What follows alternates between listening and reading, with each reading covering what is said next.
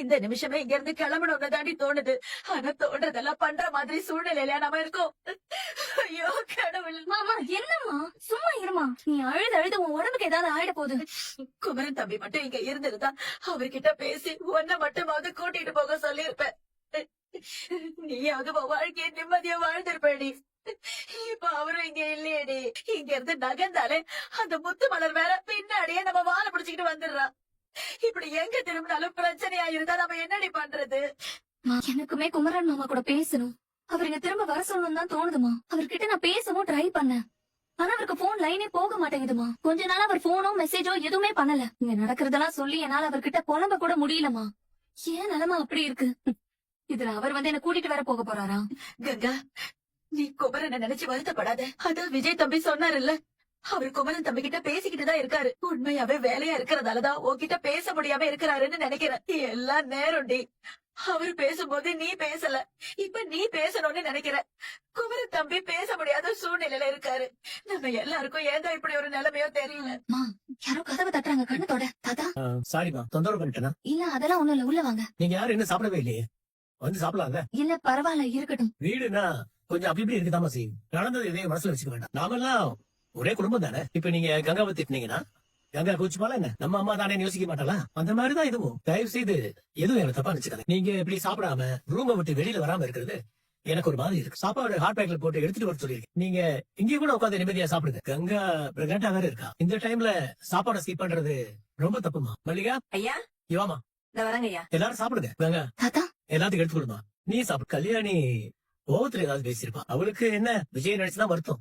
அந்த ஆதங்கத்துல தான் ஏதாவது சொல்லியிருப்பா. அவ சொல்றதெல்லாம் நீங்க பெருசுபடுத்திக்க வேண்டாம். இது உங்க வீடு, நீங்க எப்பவும் போல இருக்கலாம். எதையும் மனசுல வச்சுக்காது. எல்லாரும் சாப்பிடுங்க. சொல்லு காவேரி. என்னம்மா தூங்கிட்டியா? டிஸ்டர்ப் பண்ணிட்டேனா? இல்லடி, தூங்கலாம் இல்ல, முடிச்சிட்டு தான் இருக்கேன். நீ என்ன பண்ணிக்கிட்டு இருக்க? இன்னும் வீட்டுக்கே வரல? ஆமாமா, ஆபீஸ்ல கொஞ்சம் வேலை.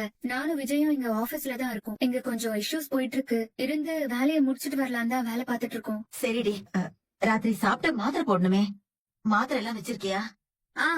மாத்திரை எல்லாம் இருக்குமா. நான் இங்கேயே சாப்பிட்டு மாத்திரையும் போட்டேன். சரி. நீ சாப்பிட்டலம்மா? அக்கா பாட்டி எல்லாம் சாப்பிட்டாங்களா? சாப்பிட்டோம்டி. அங்க ஒன்னும் பிரச்சனை இல்லல்ல? எங்க என்னடி பிரச்சனை? உன்னை யாரும் எதுவும் சொல்லிடலையே? அதெல்லாம் ஒண்ணும் இல்ல. நீ என்ன நினைச்செல்லாம் கவலைப்படாத. நீ வேலையை சீக்கிரம் முடிச்சிட்டு வந்து நேரத்துல தூங்கு. சரிம்மா. உங்களுக்கு ரொம்ப டயர்டா இருந்துச்சுன்னா நான் வேணா கார் ஓட்டவா? வேணாம் காவேரி, கார் ஓட்டுறதுலாம் எனக்கு ஒரு ஸ்ட்ரெஸ் பஸ்டர் மாதிரி தான். என்ன தலைதான் கொஞ்சம் வலிக்குது. அப்போ நிறுத்துங்க, ஏதாவது காஃபி டீ குடிக்கலாம். குடிக்கலாம், ஆனா இந்த மாதிரி கண்ட நேரத்துல நான் எதுவும் சாப்பிட மாட்டேனே. இப்படி ஸ்ட்ரிக்டா டயட்ல இருந்து நீங்க என்ன பண்ண போறீங்க? நீங்க என்ன 100 கிலோவா இருக்கீங்க? கஷ்டப்பட்டு டயட் பண்ணி உடம்ப குறைக்கிறதுக்கு நீங்க நல்லா ஃபிட்டா தானங்க இருக்கீங்க. ஒரு நாளைக்கு ஒரு காஃபியோ இல்ல ஒரு டீயோ குடிச்சா என்ன ஆக போகுது? எனக்குன்னு ஒரு டிசிப்ளின் இருக்குல்ல, அது கெட்டு போகும்ல. என்னங்க டிசிப்ளின்? என்ன பாருங்க, புடிச்சத சாப்பிட்டுட்டு நினைச்ச மாதிரி ட்ரெஸ் பண்றேன். நான் எவ்வளவு ஹாப்பியா இருக்கேன்னு பாருங்க. என்ன பார்த்து நீங்க கத்துக்கோங்க. அப்போ இந்த மாதிரி அக்கேஷனலா சீட் பண்றது தப்பு இல்லன்னு சொல்ற? தப்பே இல்ல. இந்த மாதிரி தலைவலி டைம்ல கூட நீங்க கண்ட்ரோலா இருந்து என்ன ஆக போகுது? இதெல்லாம் நீங்க உங்க வயித்துக்கு பண்ற பெரிய பாவம். நீங்க எல்லாம் வாரத்துக்கு ஒரு நாள் சீட் டேன்னு ஒண்ணு வச்சுக்கணும். அதுல புடிச்சதெல்லாம் சாப்பிட்டுக்கணும். அதுக்கப்புறம் வாரம் முழுக்க டயட் பண்ணுங்க. ரொம்ப டெம்ப் பண்றீங்க. சரி, நான் ஒரு காஃபியோ டீயோ வாங்கிட்டு வந்துடுறேன். நல்லா ஸ்ட்ராங்கா வாங்கிட்டு வாங்க. ஓகே. ஐயோ, என்ன இவ்ளோ குளிருது? என்ன டெம்பரேச்சர்? 20. சென்னை மினி கொடைக்கானலா மாறிடுச்சோ? காஃபி வரட்டும். என்ன எனக்கு எங்க காஃபி? நீதான் காஃபி டீ எல்லாம் குடிக்க கூடாதுல்ல, அப்புறம் காஃபி கேக்குறேன். ஏங்க, நான் ஒரு காஃபி குடிக்கிறதுக்கு உங்களை எவ்வளவு மோட்டிவேட் பண்ணிருக்கேன். எனக்கு ஒரு கப் வாங்கணும்னு தோணலையா? நீ டீ குடிக்க கூடாதுல்லமா? அதெல்லாம் எனக்கு தெரியாது. எனக்கு காஃபி வேணும். சரி, என்னோட காஃபில வேணா ஒரு சிப் எடுத்துட்டு கூட. பார்த்து சூடா இருக்கு. ஏய் ஏய் ஏய் ஏய், குடிச்சு முடிச்சிடாத ரெடி. ஒரு சிப் தாங்க, இந்தாங்க. இது ஒரு சிப்பா? நீங்க தான் டயட்ல இருக்கீங்கல்ல, அரை கிளாஸ் குடிங்க போதும். நான் அங்கேயே குடிச்சிட்டு வந்திருக்கணும், எடுத்துட்டு வந்தேன்ல. ஏன் தப்புதான், நான் பாக்குற இன்னொரு கப்பு. உனதான். இது என்னது? நான் சாப்பிடும் போது நீ சும்மாவா இருப்ப, அதான் உனக்கு பன் வாங்கிட்டு வந்தேன். ஏங்க, அந்த காஃபிய குடுங்களேன். ஏய் ஏய் ஏய், இந்த காஃபில பண்ண நினைச்சு சாப்பிடுற சுகம் இருக்குல்ல, வேற மாதிரி காட்டுங்க. என்னங்க காஃபிய காணோம்? அதுக்குள்ள குடிச்சிட்டீங்களா? அதான் முக்கி எடுத்துட்டியே. இப்படி முக்கறதுக்கு பதிலா எனக்கும் காஃபி வேணும்னு ஒரு வார்த்தை சொல்லிருக்கலாம். இருங்க, நான் உங்களுக்கு காஃபி வாங்கி தரேன். வேணாம் வேணாம் வேணாம் வேணாம், எனக்கு தலைவலியே போயிடுச்சு, விடு. அப்போ ஓகே. பன் சாப்பிடுறீங்களா? No no no no. என்ன கேலரிஸா? இன்னைக்கு நீ மட்டும் கஸ்டமர்ஸ் எல்லாம் பேசலன்னா அவங்க கன்வின்ஸ் ஆயிருக்க மாட்டாங்க. ஆனா அதுக்கு நீ மட்டும் காரணம் இல்ல, நம்மளோட குட்டி பாப்பாவும் ஒரு காரணம். அது எப்படி? இந்த பொண்ணு பிரெக்னெண்டா இருக்கா, இவ போய் சொல்ல மாட்டான்னு அவங்க எல்லாம் கண்டிப்பா யோசிச்சிருப்பாங்க. அதான் அவங்க அவன் பேச்ச அப்படியே கேட்டாங்க. இந்த பிரச்சனை முடிஞ்சதுக்கு பாப்பாவும் ஒரு முக்கிய காரணம். கங்க்ராட்ஸ் பாப்பா. நான் போய் கிளாஸ் கொடுத்துட்டு வந்துடுறேன். பாத்து கேட்டியா பாப்பா? சண்டைய பேசி பேசி சமாதானம் பண்ணது நானு, ஆனா கிரெடிட் எல்லாமே உனக்குதான். இப்பவே இப்படின்னா நீ வெளிய வந்தனா உன் அப்பா என்னெல்லாம் பண்ண போறாரோ. ஆனா ஒரு விஷயங்க, ம். இவ்வளவு பிரச்சனையிலயும் நான் பெருசா டென்ஷனே ஆகல. நிஜமாவே நீங்க எப்படி ப்ராப்ளம் ஹேண்டில் பண்ணுவீங்கன்னு யோசிச்சுதான் நான் முன்னாடி நின்னு அவங்க கிட்ட பேசவே ஆரம்பிச்சேன். உள்ளுக்குள்ள நிறைய டென்ஷன் இருந்துச்சு. ஆனா அது எல்லாத்தையும் நம்ம வெளிக்காட்டிக்க முடியாதுல்ல. ஃபர்ஸ்ட் ஆஃப் ஆல் அந்த விஷயத்தை இந்த அளவுக்கு வளர விட்டுருக்கவே கூடாது. எல்லாத்தையும் முன்னாடியே கவனிச்சிருக்கணும். ஆனா இந்த மாதிரிலாம் நடக்கிறது எனக்கு இதான் ஃபர்ஸ்ட் டைம். தெரியுமா, நம்மள நம்பி மக்கள் எவ்வளவு பணத்தை இன்வெஸ்ட் பண்றாங்க. அப்ப நான் எவ்வளவு பொறுப்பா இருந்திருக்கணும். உங்க சிச்சுவேஷன் அந்த மாதிரி, நீங்க என்ன பண்ணுவீங்க? ஆனா இன்னைக்கு நீங்க எல்லாத்தையும் டீல் பண்ணிட்டீங்கல்ல. நீங்க லைஃப்ல மட்டும் இல்லங்க, பிசினஸ்லயுமே எங்கேயும் பேனிக் ஆகாம நிதானமா கூலா ஹேண்டில் பண்றீங்க. அதுவே உங்களை எங்கேயோ கூட்டிட்டு போகுது பாருங்க. என்னமோ காவேரி, நீ வேற அவங்களுக்கு 6 மாசத்துல ப்ராஜெக்ட முடிச்சு கொடுக்கறேன்னு ப்ராமிஸ் பண்ணிருக்க. அப்படின்னா என்ன அர்த்தம்? உன்னோட சேர்ந்து நம்ம குழந்தையும் ப்ராமிஸ் பண்ணிருக்கிறதா தான் அர்த்தம். அதனால என்ன ஆனாலும் சரி, 6 மாசத்துல இந்த ப்ராஜெக்ட் நம்ம முடிச்சு ஹேண்ட் ஓவர் பண்ணியே ஆகணும். அதெல்லாம் நம்ம பண்ணிருவோங்க. ப்ராஜெக்ட் முடியற வரைக்கும் நான் உங்க கூடவே இருந்து சப்போர்ட் பண்ணுவேன். பண்ணியே ஆகணும். அந்த தைரியத்துலதாம்மா நான் இருக்கேன். கால் வலிக்குதா? லைட்டா. நான் போய் அம்மாவை பாத்துட்டு வந்துடுறேங்க. பேக் கூட. நான் அது வந்துடுறேன். விஜய் இங்க வாயேன். என்ன பாட்டி? ஒண்ணு இல்ல, கொஞ்சம் உட்காரு.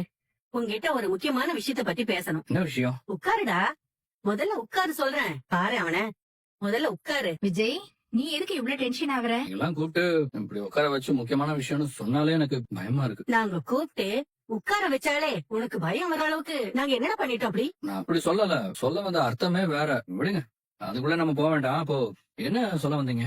முன்னாடி எல்லாம் தாத்தா பாட்டின்னு கூடவே இருப்ப. ஆ?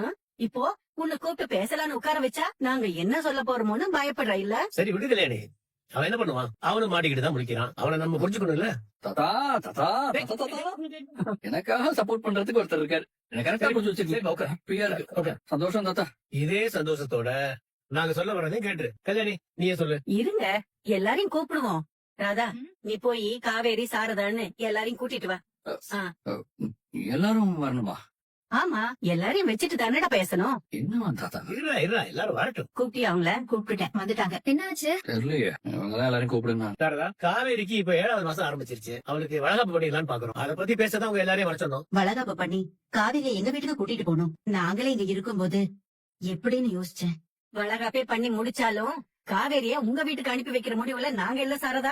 ஏற்கனவே உங்களுக்கு 1000 பிரச்சனை இருக்கு. அதுல காவேரி பாத்துக்கிற கஷ்டம் இல்ல உங்களுக்கு வேண்டாம். வளகாப்பு முடிஞ்சாலும் அவ இங்கே இருக்கட்டும். இத பிரச்சனை வருதுங்கிறதுக்காக மட்டும் நான் சொல்லல. முன்னாடியே நான் இதெல்லாம் யோசிச்சதுதான். அது எப்படி பாட்டி? அம்மா என்ன அங்க கூட்டிட்டு போகணும்னு ஆசைப்படுவாங்க? காவேரி, இரு, பேசிட்டு இருக்காங்கல்ல. நான் சாரதா கிட்ட பேசிக்கிறேன், நீ கொஞ்சம் அமைதியா இரு. மியாத்தா, காவேரி இங்க இருக்கறனால என்ன? இல்ல மாப்பிள, இதுதான் முறை. வளகாப்பு பண்ணி பொண்ண அம்மா வீட்டுக்கு தான் அனுப்பி வைப்பாங்க. சாரதா, காவேரி நீங்க வீட்டுக்கு கூட்டிட்டு போகணுங்கிறதுக்காக நாங்க வளகாப்பு பண்ணணும்னு சொல்லல.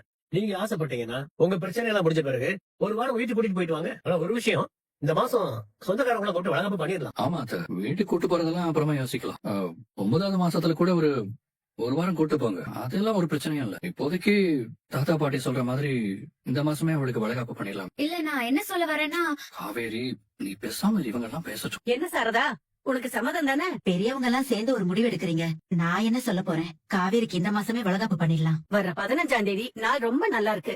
அன்னைக்கே வளகாப்பு வச்சுக்கலாம்.